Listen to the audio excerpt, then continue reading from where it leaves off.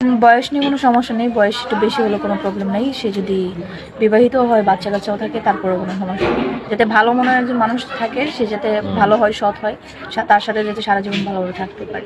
দেশে দেশে বাইরে থেকে যারা আমাদের ভিডিওটি দেখছেন তাদেরকে জানাই অসংখ্য ধন্যবাদ। আবারও চলে আসলাম নতুন একটি জীবন একটি গল্পে।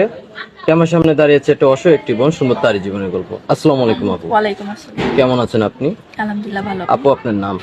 মাহি আক্তার। মাহি আপু। গ্রাম বাড়ি কোথায়? কুমিল্লা 14 গ্রাম। কুমিল্লা 14 গ্রাম।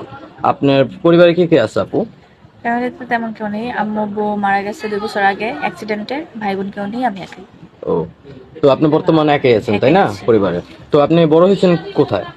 আন্টির কাছে ছিলাম, মানে আমার আম্মুর সৎ বোনের কাছে ছিলাম। তো ওনার কাছে থাকাটা মানে এতটাও সহজ ছিল না, অনেক কঠিন ছিল। তো উনি বিয়ে শাদী দিতে পারবে না, সেজন্য এখানে আসে। ও, তো আপনি আমাদের ক্যামেরার সামনে এসেছেন যাতে আপনি বিয়ে করার জন্য এসেছেন তাই না? তো আপু আপনি পড়াশোনা কতটুকু করেছেন? ক্লাস 10 পর্যন্ত। ক্লাস 10 পর্যন্ত। আচ্ছা আপু, আপনি কিরকম বয়সের লোককে বিয়ে করতে চাচ্ছেন? তার বয়স কিরকম হবে? আপনি তার বাচ্চাকে আপনি নিজে বাচ্চা মতন করে লালন পালন করবেন তাই না? তার বাবা মাকে নিজে বাবা মার মতো দেখবেন? আচ্ছা আপু, যদি কোনো ভাই আপনার সাথে যোগাযোগ করে বিয়ে করে আপনাকে যদি দেশে বাইরে নিয়ে যেতে চায়, আপনি কি যাবেন? জি, অবশ্যই যাবো। অথবা ওনার গ্রামের বাড়ি আপনাকে পাঠিয়ে দিল, উনি বাইরে থাকলো, আপনি কি কারোর সাথে পরকীয়া লিপ্ত না না, হবেন? এসবে কখনোই যাব না। ও, তো আপু আপনার সাথে যোগাযোগ করবে কিভাবে?